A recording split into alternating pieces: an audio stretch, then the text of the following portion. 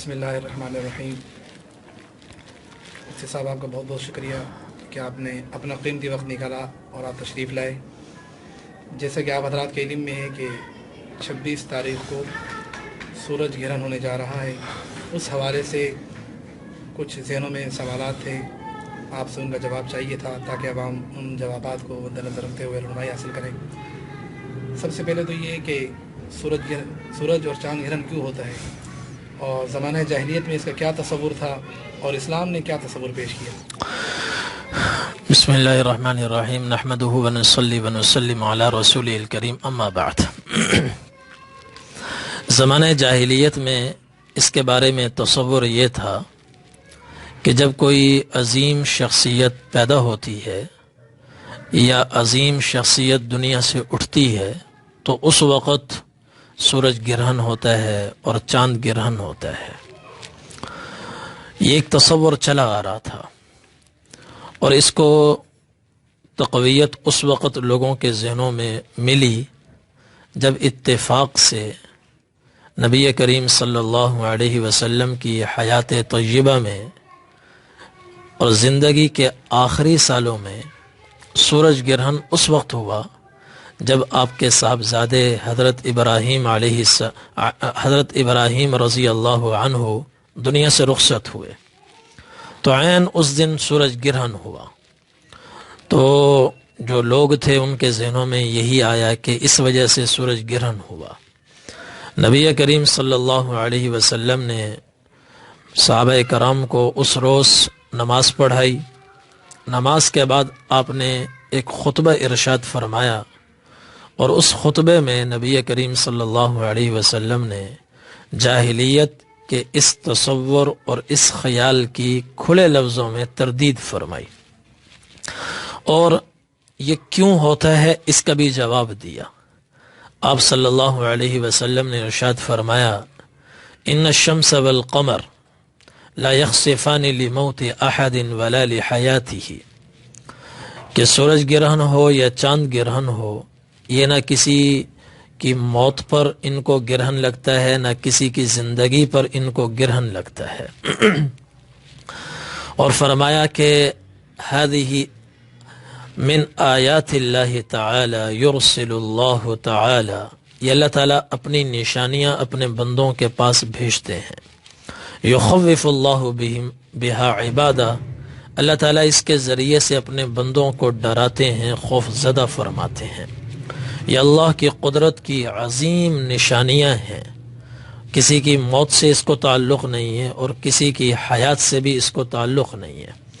اور ایک روایت میں حضور نے فرمایا، لیکنہما خلیقتان من خلق اللہ، یہ اللہ کی مخلوق میں سے دو مخلوق ہیں، اور اللہ تعالیٰ اپنی مخلوق میں جب چاہتے ہیں، جس وقت چاہتے ہیں اور جیسے چاہتے ہیں، اس میں اللہ تعالیٰ تبدیلی پیدا فرماتے ہیں، تغیر لے آتے ہیں۔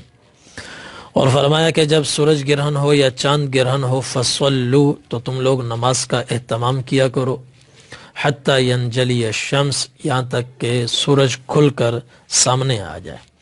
تو تصور اسلام نے یہ پیش کیا کہ یہ اللہ کی قدرت کی عظیم نشانیاں ہیں، کسی کی زندگی اور موت سے اس کا کوئی تعلق نہیں ہے۔ یہ ہے اسلام کا تصور۔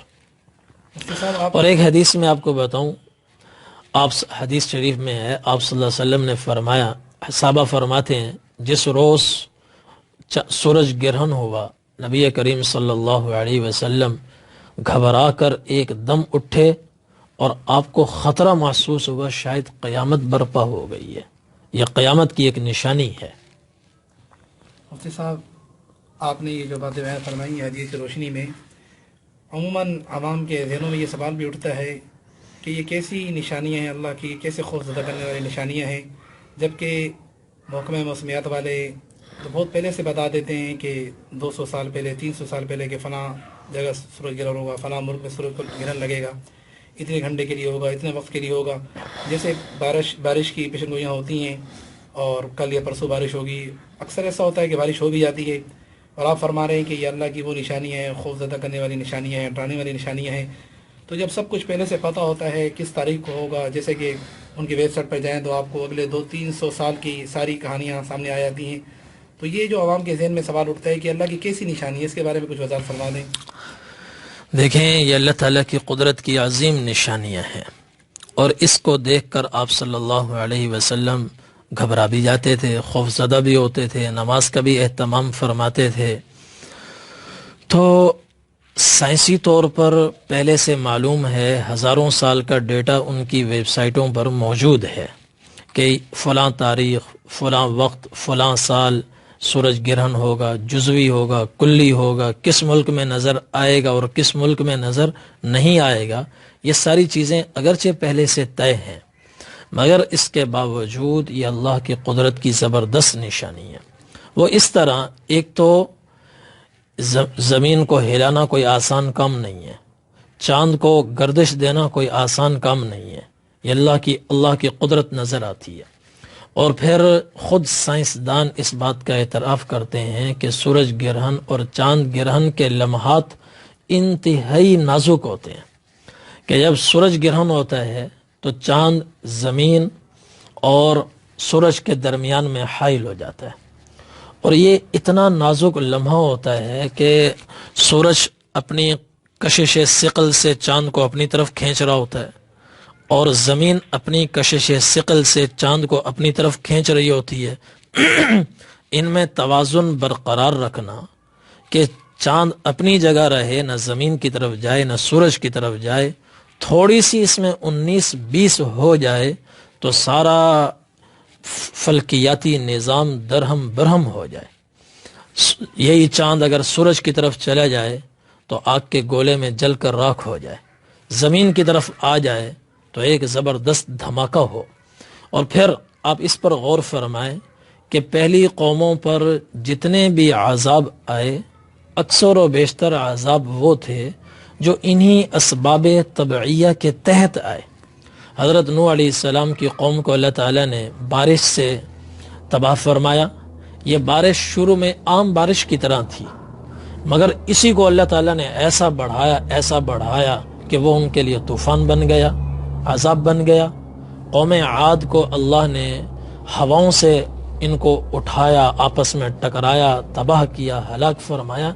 وہ ہوا بھی جو شروع میں چلی ایک عام ہوا تھی، کسی کو نہیں خبر تھی کہ اس ہوا کے اندر عذاب چھپا ہوا ہے. تو اسی طرح انہی طبعی اسباب کے تحت رونما ہونے والے واقعات میں یہ اندیشہ رہتا ہے، خطرہ رہتا ہے کہ کہیں یہ بگڑ جائیں اور بفر جائیں اور پوری انسانیت کو ہلاک کر دیں، تباہ کر دیں. اسی میں تباہی آ سکتی ہے. اس وجہ سے نبی کریم صلی اللہ علیہ وسلم جب دیکھتے تھے کہ طوفانی ہوائیں چلتی، فوراً آپ مسجد کی طرف بھاگتے تھے، دوڑتے تھے، مسجد کی طرف کا آپ رخ فرماتے. اور جب موسلا دھار بارشیں ہوتی تو آپ کو گھبراہٹ ہوتی تھی. بادل کو آپ دیکھتے تھے، گھبرا جاتے تھے. جب تک کہ بادل برس نہ جاتا آپ پر خوف طاری رہتا تھا. تو اسی طرح یہ بھی اللہ تعالیٰ کی قدرت کی بڑی نشانیاں ہیں. اور پھر نبی کریم صلی اللہ علیہ وسلم نے جو نماز پڑھائی، اس میں اللہ تعالیٰ نے آپ کو جنت اور جہنم کا مشاہدہ کروایا. صحابہ فرماتے ہیں، ہم نے نبی کریم صلی اللہ علیہ وسلم سے عرض کیا، یا رسول اللہ، ہم نے آپ کو نماز میں دیکھا ہے، تناولت شیئن، آپ آگے بڑھ رہے ہیں اور کچھ لینا چاہ رہے ہیں، کسی چیز کو پکڑنا چاہ رہے ہیں. ثم رأیناک تکعکعت، اور پھر ہم نے آپ کو دیکھا آپ ایک دم پیچھے ہٹ رہے ہیں، یہ کیا ماجرا؟ نبی کریم صلی اللہ علیہ وسلم نے فرمایا کہ اللہ تعالیٰ نے اس نماز میں مجھے جنت بھی دکھلائی اور جہنم بھی دکھلائی. میں نے جنت کو دیکھا اور جنت کا انگوروں کا ایک گچھا دیکھا. فتناولت منہا عنقودا، میری کوشش تھی کہ یہ گچھا کسی طرح میں پکڑ لوں اور میرے ہاتھ آ جائے، مگر وہ میرے ہاتھ نہیں آیا. لو اخذته لاکلت منہ ما بقیت الدنیا، اگر یہ گچھا میرے ہاتھ میں آ جاتا تو تم قیامت کے اس دنیا کے آخری دن تک اور رہتی زندگی تک، کائنات تک تم اس کو کھاتے رہتے اور یہ ختم نہ ہوتا. تا قیامت ایک گچھا پوری انسانیت 6-7 ارب انسانوں کے لیے کافی. اور پھر فرمایا کہ پھر اللہ نے مجھے جہنم دکھائی. فلم ارک اليوم منظرا قط افظع، ایسا ہولناک منظر، خوفناک منظر میں نے زندگی میں نہیں دیکھا. میں ایک دم پیچھے ہٹا. پھر آپ نے صحابہ سے فرمایا رأیت اکثر اہلها النساء، میں نے جہنم میں دیکھا اکثریت مجھے عورتوں کی نظر آئی. صحابہ نے عرض کیا یا رسول اللہ عورتیں کیوں؟ بما یا رسول اللہ، آپ نے فرمایا بکفرہن، کیونکہ یہ ناشکری بہت کرتی ہیں. عرض کیا یا رسول اللہ کس کی ناشکری؟ اللہ کی ناشکری کرتی ہیں. آپ نے فرمایا وہ تو الگ بات، یکفرن العشیر و یکفرن الاحسان، شوہر کی ناشکری کرتی ہیں اور احسان فراموشی کرتی ہیں. اور پھر حضور صلی اللہ علیہ وسلم نے ایک اس کو سمجھانے کے لیے کہ ان کی ناشکری کتنی بڑھی ہوئی ہے ارشاد فرمایا، صحیح بخاری کی حدیث ہے، لو احسنت الى احداهن الدهر ثم رأت منك شيئا، کہ اگر تم تا حیات عورت پر احسان کرتے رہو اور ان کو کھلاتے رہو پلاتے رہو اور ان کی ہر خواہش کو پورا کرو، ہر تمنا کو پورا کرو، اس کے لیے اپنے آپ کو بوڑھا کر دو، اپنی ہڈیوں کو گلا دو، کمر جھک جائے، ان کی خواہشات پوری کرتے کرتے زندگی کے آخری دن اگر تم سے کوئی ایسی بات دیکھ لی جو ان کی مرضی کے خلاف ہوگی، فوراً یہ کہیں گی ما رأیت منک خیرا قط، تمہارے گھر میں مجھے کبھی کوئی خیر نظر نہیں آئی، جب سے آئی ہوں مصیبتیں ہی دیکھ رہی ہوں، عذاب ہی دیکھ رہی ہوں، پریشانیاں ہی دیکھ رہی ہوں. تو ایک خواہش کے خلاف ایک بات دیکھ کر عمر بھر کے احسانات کو منٹوں میں یوں اڑا دیتی ہے اور بھول جاتی ہے. ایسی ناشکری ہے. مفتی صاحب یہ بتائیں کہ ایسے موقع پر عوام کو کیا کرنا چاہیے؟ مردوں کو کس طریقے سے نماز پڑھنی چاہیے؟ خواتین کیا کریں؟ خواتین کے بارے میں بھی آپ نے اتنی بڑی بات ارشاد فرمائی، تو خواتین کیا کریں اور مرد کس طریقے سے کہاں نماز پڑھیں، اس کے بارے میں کچھ دیکھیں. اس بارے میں ایک تو مشہور عمل ہے 2 رکعت نماز کا. نبی کریم صلی اللہ علیہ وسلم نے سورج گرہن کے وقت نماز کا اہتمام فرمایا. تو اس نماز کا ایک تو اہتمام ہونا چاہیے، اور یہ نماز پڑھنا صلاۃ الکسوف سنت مؤکدہ ہے، مگر اس کی تاکید اتنی ہے کہ بعض ائمہ کے نزدیک یہ فرض کفایہ بھی ہے، اس لیے اس کا اہتمام کرنا چاہیے. اس نماز کے اندر طویل قیام ہے، طویل رکوع ہے، طویل سجدہ ہے. حضرت عائشہ رضی اللہ عنہا فرماتی ہیں کہ ایسا رکوع اور ایسا سجدہ جو نبی کریم صلی اللہ علیہ وسلم کے ساتھ میں نے صلاۃ الکسوف میں کیا، ایسا رکوع اور اتنا طویل سجدہ میں نے کبھی آپ کے ساتھ کسی دوسری نماز میں نہیں کیا. تو ایک تو صلاۃ الکسوف کا اہتمام ہے، اور دوسرا نبی کریم صلی اللہ علیہ وسلم نے بتایا فَإِذَا رَأَيْتُم مِّن ذَلِكَ شَيْئًا، جب تمہیں اس طرح کی اللہ کی قدرت کی نشانیاں نظر آئیں تو فَاذْكُرُوا اللَّهَ، اللہ کو کثرت سے یاد کرو، اللہ کا ذکر کرو. اسی طرح حضور نے فرمایا فَادْعُوا اللَّهَ، دعا کرو، فَصَلُّوا، نماز پڑھو، وَتَصَدَّقُوا، صدقہ بھی کرو. حضرت اسماء بنت ابی بکر رضی اللہ عنہا سے مروی ہے، فرماتی ہیں نبی کریم صلی اللہ علیہ وسلم نے حکم دیا کہ غلام آزاد کرو. غلام آزاد، کوئی بے گناہ قیدی ہو اس کی رہائی کا انتظام کرو، صدقہ کرو، نماز پڑھو، ذکر کرو. اور ایک روایت میں حضور صلی اللہ علیہ وسلم نے فرمایا فَإِذَا رَأَيْتُم مِّن ذَلِكَ شَيْئًا، جب ایسی اللہ کی خوف زدہ کر دینے والی نشانیاں تمہیں نظر آئیں فَافْزَعُوا إِلَى ذِكْرِهِ وَدُعَائِهِ وَاسْتِغْفَارِهِ، گھبرا کر اللہ کا ذکر کرو اور دعا کرو اور استغفار کرو.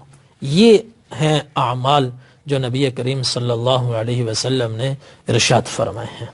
مرد حضرات تو جماعت کے ساتھ مسجدوں میں اہتمام ہوگا اس کا، خواتین کیا کریں؟ اگر کسی مسجد میں فتنے سے بچتے ہوئے کسی مسجد میں خواتین کا انتظام ہے، مردوں کا راستہ الگ ہے، عورتوں کا راستہ الگ ہے، اور کسی فتنے میں مبتلا ہونے کا اندیشہ نہیں ہے، تو عورتیں بھی آ کر شرکت کر سکتی ہیں نماز میں. جیسا کہ حضرت عائشہ رضی اللہ عنہا کی حدیث ہے انہوں نے شرکت کی تھی. اور اگر کوئی نہیں کر سکتی تو آپ صلی اللہ علیہ وسلم نے نماز کے علاوہ بھی دوسرے اعمال بتائے ہیں. ذکر ہے، دعا ہے، استغفار ہے، صدقہ ہے.